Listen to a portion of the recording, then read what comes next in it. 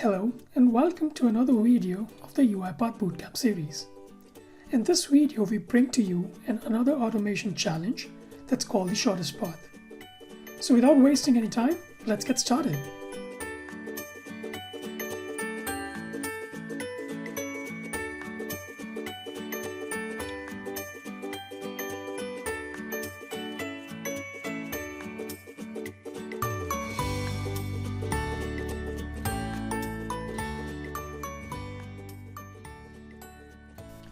Like in the previous challenge, we again have the instructions on the left-hand side. And the goal of this challenge is to create an attended bot that will work alongside a user and assist them in creating contracts. The user needs to select various demand points marked in red to the nearest supply point, which is marked in green. And in doing so, the application will populate the demand and supply data in the two tables below. The robot will extract this data from the tables and fill the forms on the left-hand side. And once the forms are filled, the robot needs to click on the Submit button to generate a contract number. This contract number will then be inserted into the contract text box. And once that's inserted, the robot then needs to click on the Create button to create the contract. These steps needs to be repeated until and unless all the red points marked on the map are gone. I hope it's clear. So let's go ahead and see how to automate this task. So let's get started by first opening UiPath Studio and creating a new process. And I'll just add all the details. And once that's done, I'll just hit on the Create button to create the process.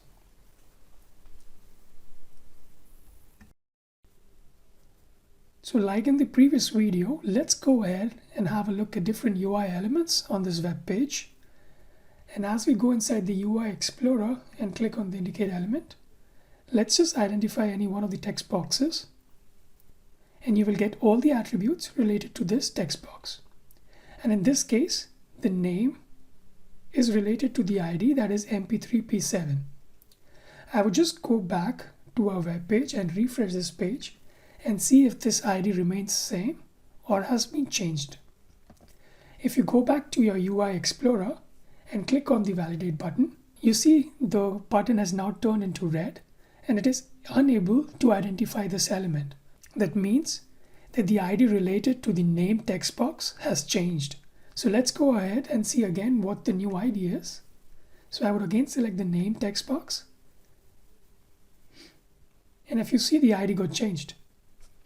So like in the previous case, we would again have to use anchor-based activity in order to enter data into these input forms. But if you remember from the task description, the goal of this challenge is not only about entering data into the input form, but to also extract data from this web page. So data needs to be extracted from the demand and the supply tables. And in order to extract data from a web page, there are basically two methods offered by UiPath. Either you could use data scraping or screen scraping. The data scraping technique is normally used whenever there is text that has to be extracted out of the web page. But in our case, since the demand and the supply columns have images as attributes, it would not be possible for the data extraction tool to extract these attributes. But anyhow, for demonstration purpose, let's see what would have happened if we use data scraping technique. Just click on the Next and select any of the attributes. And you get a message saying that the selected attribute is part of a data table and if you want to extract the entire table. And if you click on Yes, the entire data table is being extracted. The only problem here is, under the column Demand, none of the data has been extracted. And the reason is that the data extraction tool was not able to extract data from these images. So let's close this and use screen scraping. And again, let's select any of these elements.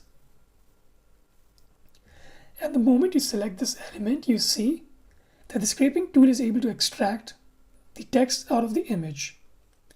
But if you have a look at the scraping method, the method that is being used is full text. And full text is considered unreliable in case of extracting data from images. To just show you an example, if you want to extract some other element, let's say cargo preference, you see the full text method was not able to extract any information out of this image. And in this case, that's why we would switch to OCR. And in this case, I'm using Microsoft OCR. And if you click on refresh, you would see that the information is extracted out of the image as cargo preference. Well, one major use case of data scraping is it is being used whenever you want to extract structured data out of any web page or any document. Whereas in case of screen scraping, we only use screen scraping to extract any kind of data. And we basically use 3 different methods to use screen scraping, namely the native method, the OCR, or the full text. And we saw right now that the full text was not completely reliable. And hence we'd be using OCR method to proceed further and extract data from the web page. Now, since we are using OCR in order to extract data, let's have a look what UiPath Studio has to offer in terms of OCR. And if you just type OCR under the activity search bar, you would see all the bunch of activities under OCR. So the first thing that you see is an engine. Under OCR engine, there are a bunch of engines offered by UiPath Studio, of which Tesseract and Microsoft are one of the most famous ones.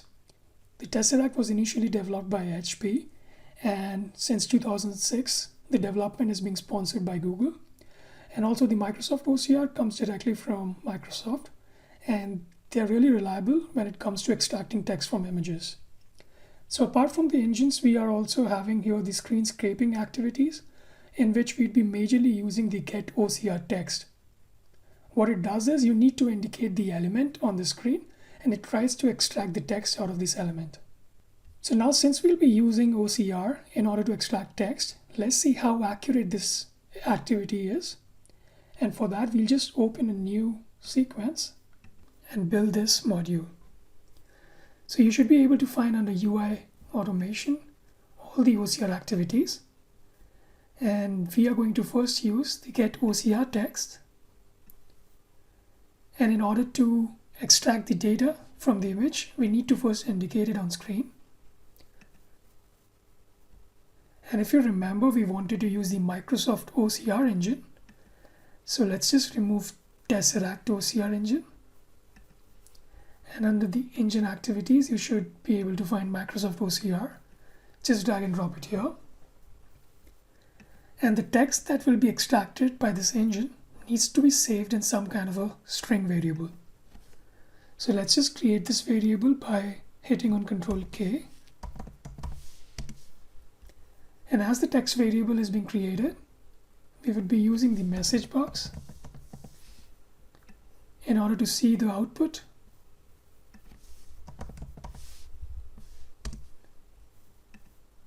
So that's for now. So let's try and run it and see what kind of text is being extracted by the OCR engine. And in this case, it should be cargo that is to be displayed on the message box. And if you see here, that cargo has been extracted from the image, but even the OCR engine is not giving us 100% accurate extraction. As you can see here, in front of cargo, we have a dash and a dot. So in this case, we might have to use some kind of regular expression in order to match the extraction with the match that we want. But before we do that, let's try and extract all the images from the web page and see how good the performance of our OCR engine is. For that, we would need a while loop. I'll just drag and drop it here. The reason why we need this while loop is, so if you go here in the table, and if you check the last element, it is coming under the 12th row of this complete data table. And so we would have to loop through each of these rows from row number 2 till 12 in order to extract each and every image. So let's just go back and let's create a variable first. And we'll call it row count.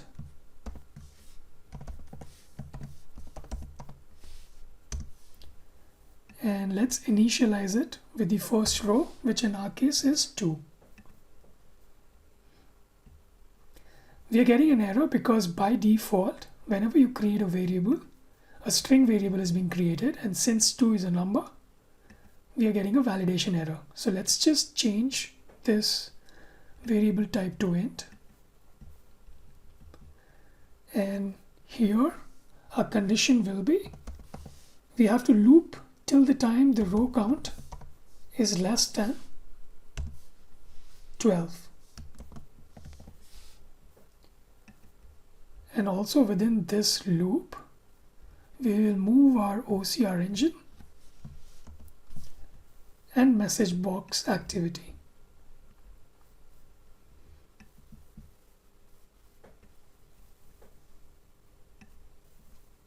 Also inside this while loop,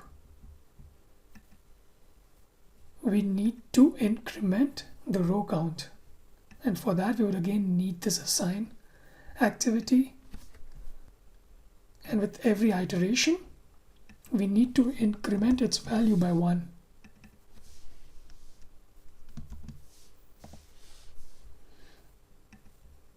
Okay. So I think that is it. Let's try and again run it and see if we are able to loop through each and every image on that table. So here we got cargo. So I know what the error is. We haven't created a dynamic selector. So let's do that first. And in order to do that, if I go into our selectors here and click on the edit selector, if you see the table row is always 5 and we need to change this thing to our variable, which in this case is nothing but our row count.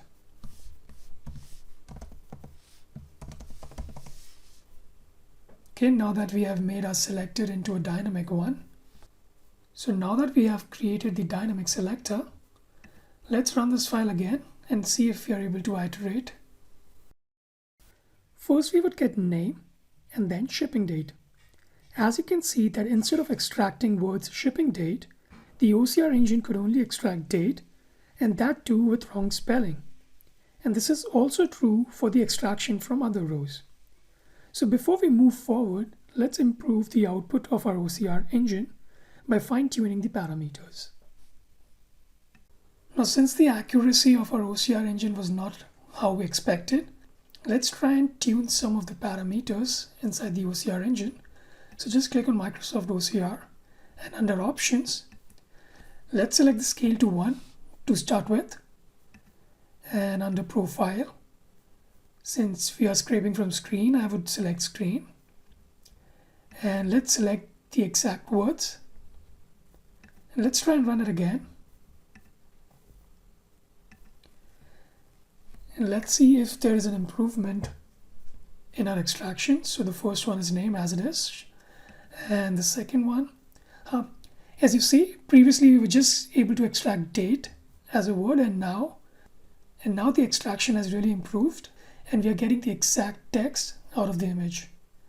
Let's go on and check for the other images as well. As you see, the performance has considerably increased, but there's still some errors. If you see, the spelling of preference is not as it's supposed to be. Also for city, instead of Y, we have a V.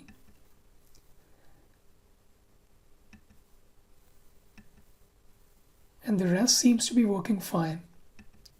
Well, apart from the accuracy issues with OCR, there are times when you might also encounter an argument null exception. This exception mainly occurs when the OCR completely fails and cannot return any text. So in our case, if we go back to our web page, you would see that the demand table is not completely available on the screen, and you need to scroll down in order to see all the elements or all the attributes of the demand column. So the OCR engine would fail in this case when it is not able to see what is available on the row number 5. So let's try and run this and see what kind of exception we get.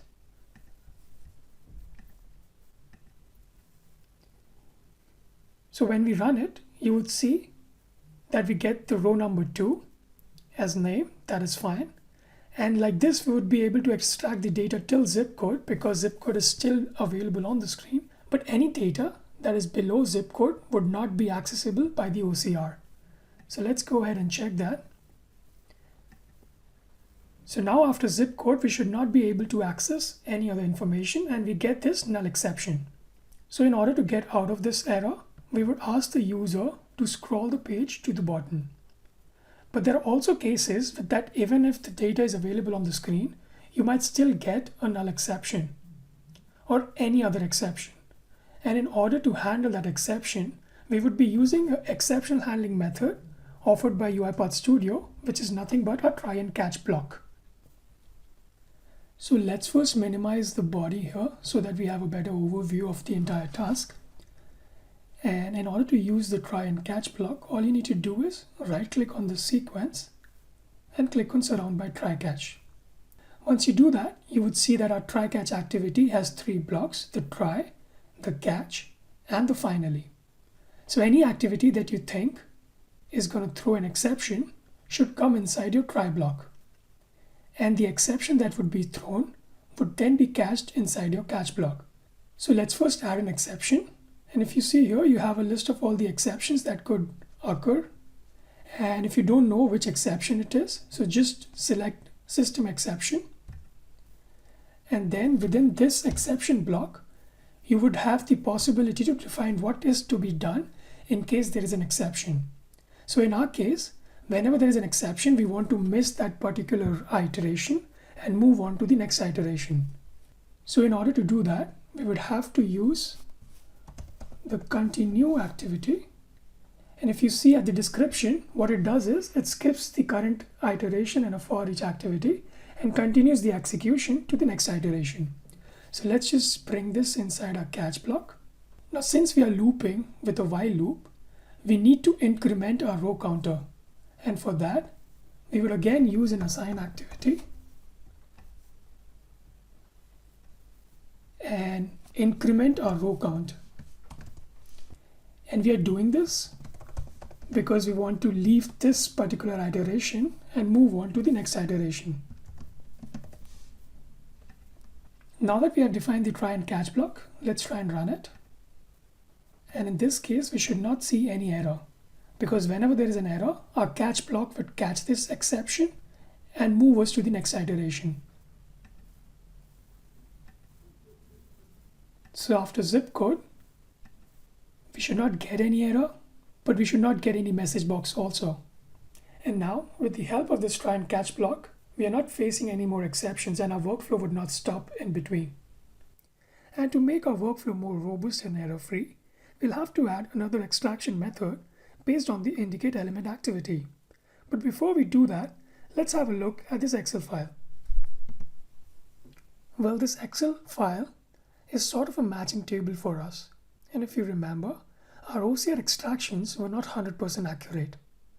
So in order to be able to exactly match our OCR extractions with its related attributes, I have created this matching table, where in column A is a list of all the attributes listed on the web page, and the column B is a list of all the possible values which our OCR extraction was giving out. So in order to match the OCR extraction with its related attribute, this matching table is going to help us. It could happen that the list is not complete and we might not be able to match all the extractions with its related attribute. And for that case, we will be using the indicate element activity. So let's see how the indicate element activity would help us extracting data from the web page. And as I go inside the UiPath Studio, under the activity search bar, just look for indicate on screen activity. And this activity would ask a user to indicate an element on the web page or on the application, and the element that is being indicated is then returned as a variable. So I would assign this selected UI element to a variable called indicated element. But now what we want to do is we want to extract the data out of the indicated element. And in order to do that, we have an activity that's called getText. So let's drag and drop it here. So there are basically two ways of getting data using the getText activity. Either you can directly indicate on screen, or you can add the element into the input panel here. Since we have already created a variable called indicated element, I would add the indicated element as the input. And since we want an output as a text here, I have already created a variable called text, and I would give that as in the output. So now as a next step, we need to just have a look at the data that has been extracted using the indicate on element activity. So I will add this message box and give the text as an input. So once that's done, let's try and run it. So as you run the file, the indicate element activity is activated, and you can indicate any element on your web page. And in this case, let's say I'm indicating enclosed, and this should extract the data enclosed out of this element. So if you see, using the indicate element activity also, we can extract data, and we would be using this activity in cases where the OCR activity has not worked. So till now, we were just having a look at different activities which could be helpful for us to automate this challenge. So before we move further, let's just recap a bit. So if you remember, we started with the UI Explorer, and we saw that the anchor-based technique has to be used in order to input forms. And then we moved on to data extraction, wherein we started with data scraping method, and we found out that data scraping is suitable for structured data. And even though our web page had tables which is structured, we were still not able to use data scraping because data scraping is not suitable for extracting data out of images. So we moved on to screen scraping, and we found out that OCR is a suitable method for extracting data out of images. But OCR has its own limitation, as it is not 100% accurate, and it sometimes throws exceptions. And to handle this exception, we used the try and catch block. Thereafter, since the OCR was not 100% accurate, we worked on a second extraction method which was based on indicate element activity. So in order to automate this challenge, these bunch of activities are enough, and now we would have a look at the workflow itself.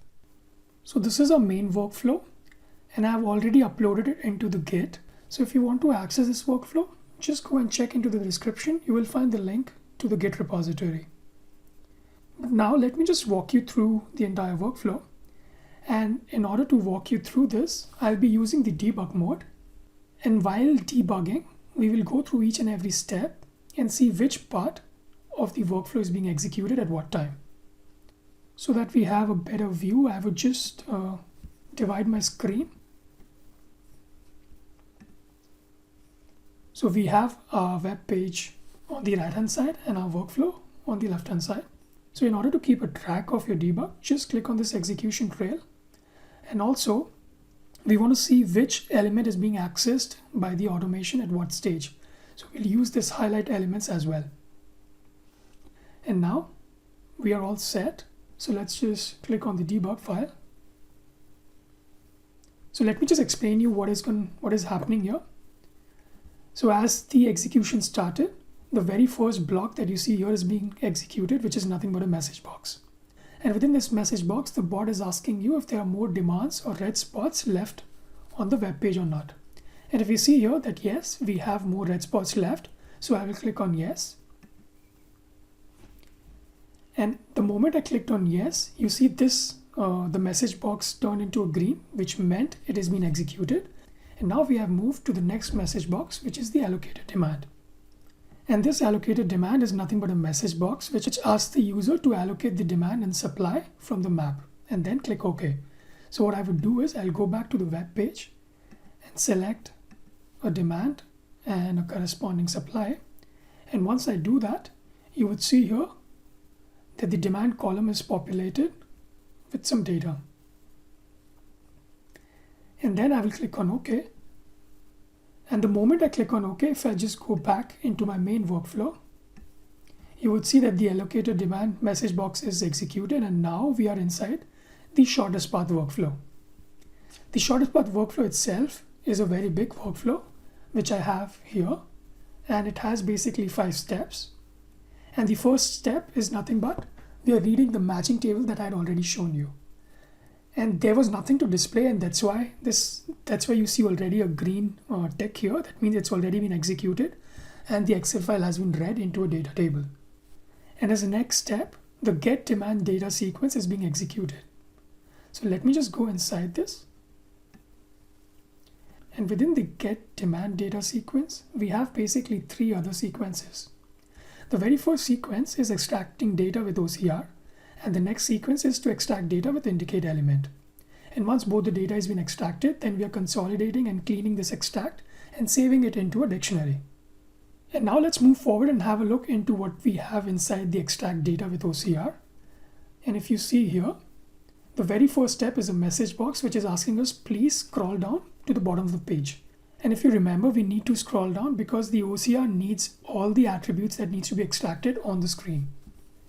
And in order to do that, I would just scroll down so that all the attributes of my demand column are there on the screen.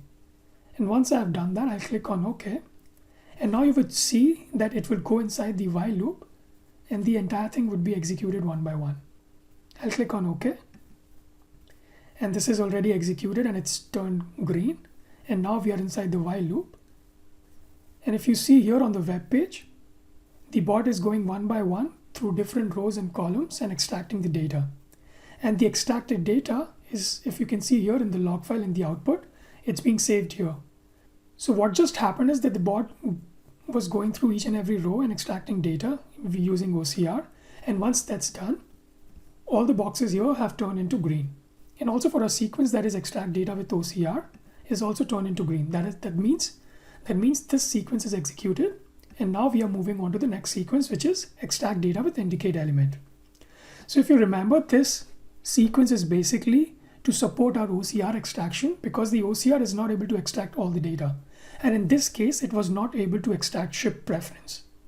Let's see why it was not able to extract ship preference. So if we go here inside our output panel, we would see that there's a dot in between ship and preference. And in our possible values matching table, we did not save this as a possible value. So I would just click on OK and indicate the ship preference on the web page, which is nothing but enclosed. And it was also not able to extract address to because of this particular dot on the front. So I will again click on OK and indicate the address to. And if you see, all the rest of the data has been extracted by OCR. So it was only address to and the shipping preference, which was not able to be extracted. So I will just click on OK. And as I click on OK, we would be moving into the next step, which is nothing but consolidating this data into a dictionary. And the moment I click on OK, it's already done. And now it's trying to extract data for the supply columns. And once that's done, the next step is nothing but that the bot would be filling up all the data inside these input forms. So first it is going to fill the name and then the address and so on. And if I go back here, if you see that the enter extract data sequence is being executed. And once that's been entered, the next step is that it will go into the submit and create contract activity, and a new contract would be created.